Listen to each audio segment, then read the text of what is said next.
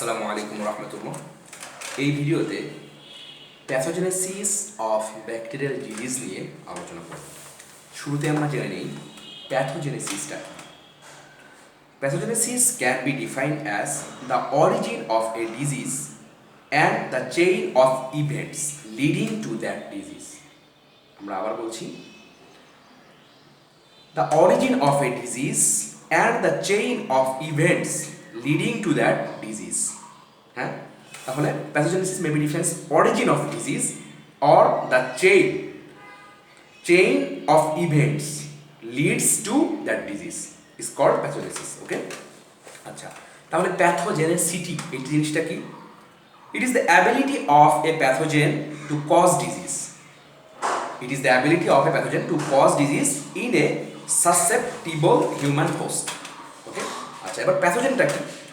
Pathogen means a microorganism capable of causing a disease in a susceptible host. Okay? আচ্ছা, তাহলে আমরা pathogenesis, প্যাথোজেনেসিটি এবং pathogen সম্পর্কে আমরা জেনে নিলাম। আচ্ছা, নেক্সটে আমরা আলোচনা করব কোচস পোস্টুলেট, সায়েন্টিস্ট 1884 একটা পোস্টুলেট বা স্বীকার্য দিয়েছিলেন বেশ কিছু, সেগুলো নিয়ে এখন আমরা আলোচনা করব।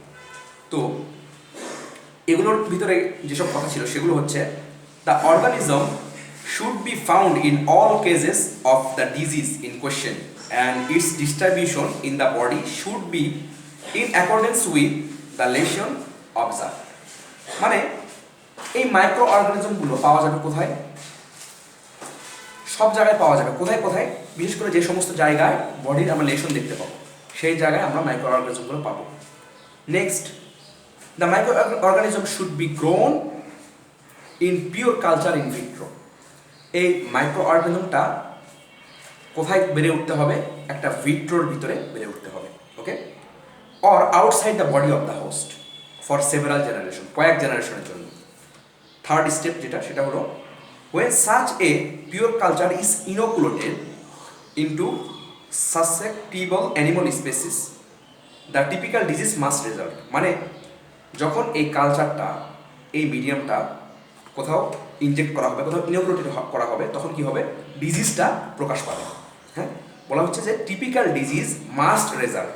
টিপিক্যাল ডিজিজ অবশ্যই এর ফলশ্রুতিতে দেখা যাবে। লাস্ট হচ্ছে, microorganism must again be isolated from the lesion of such experimentally produces disease. তাহলে পোস্টুলেটগুলোর ভিতরে কি কি ছিল? ফার্স্ট হচ্ছে, the microorganism should be found in all case of disease in question and its distribution in the body should be in accordance with the lesion observed. তারপর কি বলেছি? এই ব্যাকটেরিয়া মাইক্রোঅর্গানিজমটা কোথায় গ্রো করতে হবে? একটা পিওর কালচার ইন ভিট্রোতে এটা grow করতে হবে। থার্ড হচ্ছে, এটা যখন এই মিডিয়ামটাকে কোথাও ইনোকুলেটেড করা হবে তখন অবশ্যই ডিজিজ প্রকাশ পাবে।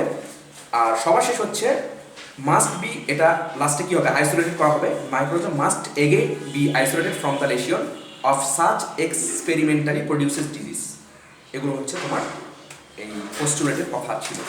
এখন এর কিছু সীমাবদ্ধতা আছে। কি কি? এই যে আমরা থার্ড পোস্টুলেটের একটা কথা বলেছি, when such a pure culture is inoculated into susceptible animal species, the typical disease must result. এই মাস্ট কথাটা এটাতে একটু মানে এটা নিয়েই একটা সীমাবদ্ধতা তৈরি হয়েছে। কি? তাহলে এই থার্ড পোস্টুলেট যেটা, এটা স্পেসিফাইজ করা উচিত ছিল কি? শুড দিয়ে। এখানে মাস্ট বলেছে, not must, because not all organism exposed to an infectious agent with acquire the infection.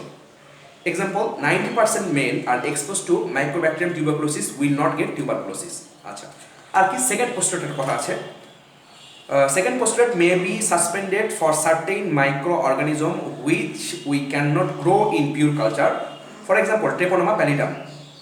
এটা হচ্ছে সেকেন্ড পোস্টুলেটের এক্সাম্পল, যে সীমাবদ্ধতা আছে তার example. Some disease may be caused by mixed infection with more than one microbe. For some disease, it is not possible or ethical to infect healthy individuals.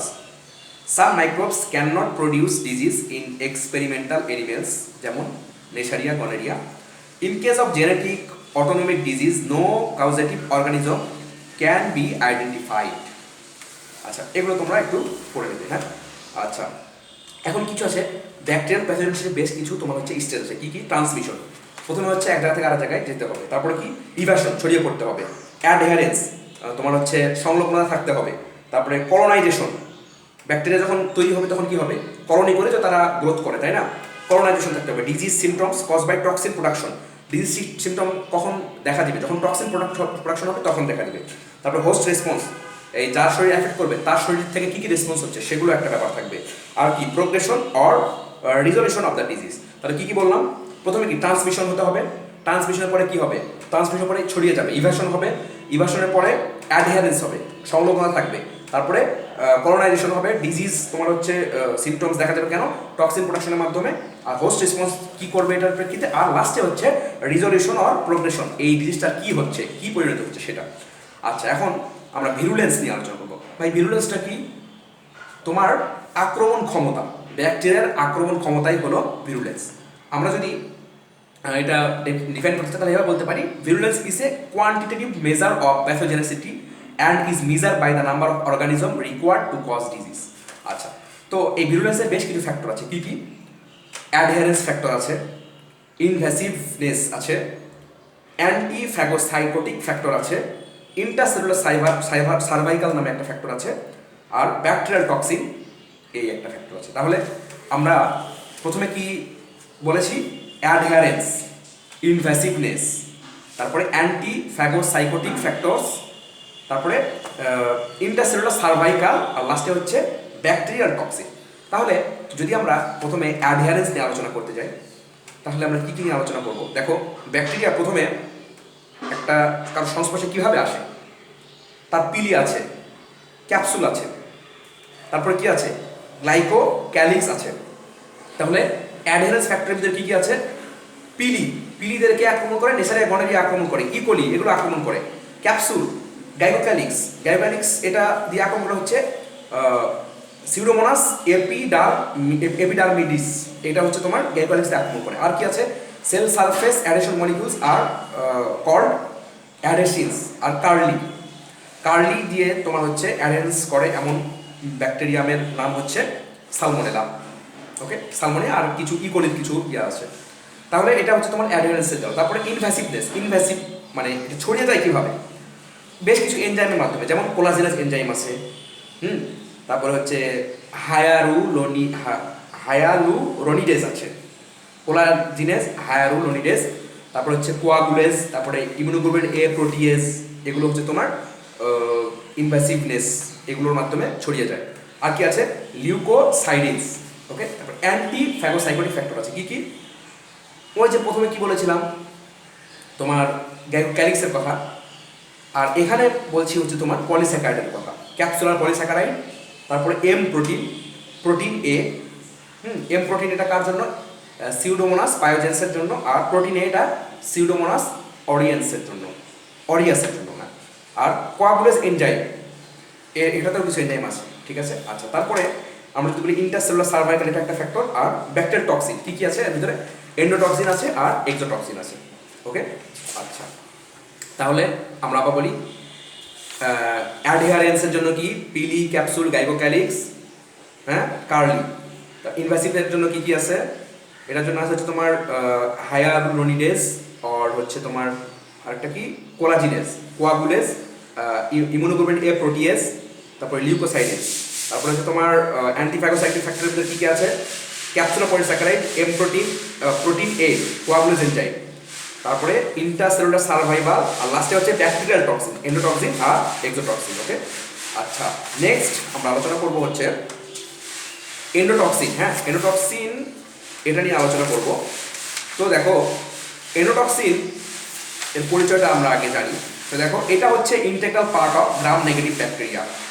Chemically এটা কি? লাইপোস্যাকারাইড in nature. ঠিক আছে, আচ্ছা। লাইপোস্যাকারাইড এবং এর যদি প্রপার্টি যদি আমরা জানতে চাই তাহলে দেখব যে lipid A portion of lipopolysaccharide of gram negative cell wall. তার মানে এটা কি? লিপিড এ। ঠিক আছে, তো আমরা এখন এখানে একটা ছক আছে, এই ছকটা যদি আমরা এভাবে দেখে মনে রাখতে পারি তাহলে খুব ভালো হবে। দেখো, এন্ডোটক্সিনের কথা একটু আগে আমরা কি বললাম? এটা লিপিড এ। পলিস্যাকারাইডের কোন পোর্শন? লিপিডে পোর্শন। তাহলে এটা কী করছে? একদিকে ম্যাক্রোফেজকে অ্যাক্টিভেট করছে, আর কি করছে? কমপ্লিমেন্টকে অ্যাক্টিভেট করছে, আর কি করছে? টিস্যু ফ্যাক্টরকে অ্যাক্টিভেট করছে। কাকে কাকে অ্যাক্টিভেট করছে না দেখে বলি। Macrophage, complement, tissue factor. Macrophage, complement, tissue factor কী কী দেখো? Macrophage, complement, tissue factor. আচ্ছা ঠিক আছে। তারপরে দেখো ম্যাক্রোফেজকে যখন অ্যাক্টিভেট করছে সেখানে আমরা কী কী বলতে পারি? দেখো ইন্টারলিউকিন 1 ফার্স্টে, নাম্বার 1-এ কি? Number 1 interleukin 1। কী কী এখানে হচ্ছে? কী হচ্ছে? ফেভার হচ্ছে, ঠিক আছে। তারপরে টিএনএফ, ইন্টারলিউকিনের সাথে সবসময় আমরা টিএনএফ বলে আসছি, তোমাদের মনে পড়ে কি না? সবসময় আমরা বলে এসেছি টিএনএফ। তাহলে এখানে কী হবে? ফিভার তো হবেই, হাইপোটেনশনও হবে, ঠিক আছে না। তারপরে দেখো পরেরটা কি? নো মানে নাইট্রিক অক্সাইড। এখানে কি হবে? এই যে হাইপোটেনশনের সাথে রিলেট করে আমরা এখানেও বলতে পারি কি? হাইপোটেনশন। নেক্সটে আসো, কমপ্লিমেন্টকে যেটা অ্যাক্টিভেট করে কি? C3A আর C5A। C3A ক্ষেত্রে আমরা কি দেখছি? Hypotension and oedema. এই যে হাইপোটেনশন কিন্তু আমরা আগেও দেখেছি, তাহলে হাইপোটেনশন এখানেও বলবো সেই ধারাবাহিকতায়। আর লাস্টে দেখছি কি? C5A, এটা কি? নিউট্রোফিল কেমোট্যাক্সিস করছে। আচ্ছা লাস্টে দেখো টিস্যু ফ্যাক্টরকে অ্যাক্টিভেট করছে কি? Coagulation cascade, DIC, disseminated intravascular coagulation. হ্যাঁ, তাহলে এটা আমরা এভাবে মনে রাখতে পারি। আচ্ছা নেক্সটে আসো, এখন আমাদের খুব একটা গুরুত্বপূর্ণ ইম্পর্টেন্ট কোশ্চেন, সেটা হলো এন্ডোটক্সিন এবং এক্সোটক্সিনের মধ্যে পার্থক্য। আচ্ছা তাহলে দেখো এক্সোটক্সিন আর এন্ডোটক্সিনের ভিতরে এন কোথায় পাওয়া যায়? মানে দুটো টক্সিন, বাট এক্সো আর এন্ডোর ভিতরে এন কোথায় পাই? এন্ডোর ভিতরে পাই। আচ্ছা এটাই হচ্ছে আমাদের কিওয়ার্ড, এটা দিয়ে আমরা অনেক কিছু মনে রাখতে পারি। হ্যাঁ, তাহলে দেখো এক্সোটক্সিন যেটা, এটা হচ্ছে gram positive gram negative bacteria দুটো থেকে আসতে পারে। আর এন্ডো কি মনে রাখতে বলছি? এন, এন ফর কি? নেগেটিভ, গ্রাম নেগেটিভ ব্যাকটেরিয়া থেকে শুধু আসে, মনে রাখতে হবে কিন্তু। কেমিস্ট্রি হচ্ছে এটা, যেটা এক্সোটক্সিন এটা হচ্ছে পলিপেপটাইড, আর ওইটা তো আমরা আগেই জেনে এসেছি পলিস্যাকারাইড না, এন্ডোটক্সিন। আচ্ছা তারপরে সেল থেকে কি সিক্রেশন হয়? এক্সোটক্সিন ইয়েস, আর এন্ডোটক্সিন কি ইয়েস হবে? নো। এন্ডোর এন মনে রাখতে বলছি, কি হবে তাহলে? নো, সিক্রেট হয় না। তারপরে এটা লোকেশন অফ জিনস, এটা জিনটা কোথায় লোকেট করে সেটা। এক্সোটক্সিনের ক্ষেত্রে প্লাজমিড অর ব্যাকটেরিওফ্যাজ, ঠিক আছে। আর এটার ক্ষেত্রে ব্যাকটেরিয়াল ক্রোমোসোম, মানে এন্ডোটক্সিন কোথায় লোকেট করে? ব্যাকটেরিয়াল ক্রোমোসোমে। আচ্ছা এখন দেখো টক্সিসিটি কোনটার বেশি হবে? অবশ্যই এক্সোটক্সিনের বেশি হবে, আর এন্ডোটক্সিন কম, মানে নেগেটিভ কথা বলবো। তার মানে কি? টক্সিসিটি এটা লো টক্সিসিটি। আচ্ছা তারপর ক্লিনিক্যাল ইফেক্ট, এক্সোটক্সিনের ভেরিয়াস ইফেক্ট হবে। ওর ইফেক্ট কেমন হবে? হালকা, কি কি? ফেভার আর শক। তারপরে mode of action, various modes, এক্সোটক্সিনের ভেরিয়াস মোড কি কি? এডিপি, রাইবোজাইলেশন, হ্যাঁ, তারপরে আরও আছে প্রোটিয়েজ, লেথিসিনেস, এগুলো। আর এন্ডোটক্সিনের ভিতরে কি? ইন্টারলিউকিন 1 আর টিএনএফ, ঠিক আছে। আচ্ছা তারপরে অ্যান্টিজেনেসিটি, হাইলি অ্যান্টিজেনিক কোনটা? এক্সোটক্সিন, আর ওইটা পুরলি অ্যান্টিজেনিক। তারপর ভ্যাকসিন, টক্সয়েড, আর ওর কোনো ভ্যাকসিন, মানে এন্ডোটক্সিনের কোনো ভ্যাকসিন অ্যাভেলেবল না। আচ্ছা দেখো তাহলে দেখো এক্সোটক্সিন বেশি ক্ষতিকর না, তাহলে বেশি ক্ষতিকর জিনিসকে মারতে হলে কিন্তু যদি বেশি আমাদের হিট খরচ করতে হতো তাহলে কিন্তু আমাদের কঠিন হয়ে যেত। তো এই জন্য এটাকে মারতে কম টেম্পারেচারে আমরা মারতে পারবো। হ্যাঁ, 6 ডিগ্রি সেলসিয়াস তাপমাত্রায় আমরা এটাকে মেরে ফেলতে পারবো। কোনটাকে? এক্সোটক্সিনকে। আর এইটা এন্ডোটক্সিন কিন্তু অনেক টেম্পারেচার লাগবে, কারণ কি? ওটা তো এমনিতেই মানে টক্সিসিটি কম, সব কিছুই কম, তো ওই জন্যে ওটার ইয়েটাও বেশি, ঠিক আছে। তো স্টেবল, এটা 100 ডিগ্রি সেলসিয়াস তাপমাত্রাতে অনেক বেশি স্টেবল থাকে, ঠিক আছে। তো এখন টিপিক্যাল ডিজিজ কী করে? টিটানাস করে, তোমার হচ্ছে টক্সিন, এন্ডোটক্সিন কী করে? এক্সোটক্সিন কী করে? টিটানাস করে, বোটুলিজম করে, ডিপথেরিয়া এগুলো করে। আর এন্ডোটক্সিন করে হচ্ছে তোমার meningococcaemia, sepsis by gram negative rods. Okay, এগুলো হচ্ছে এন্ডোটক্সিন এবং এক্সোটক্সিনের পার্থক্য। আশা করি তোমরা বুঝতে পেরেছো। ধন্যবাদ সবাইকে আমার সাথে থাকার জন্য। আসসালামু আলাইকুম।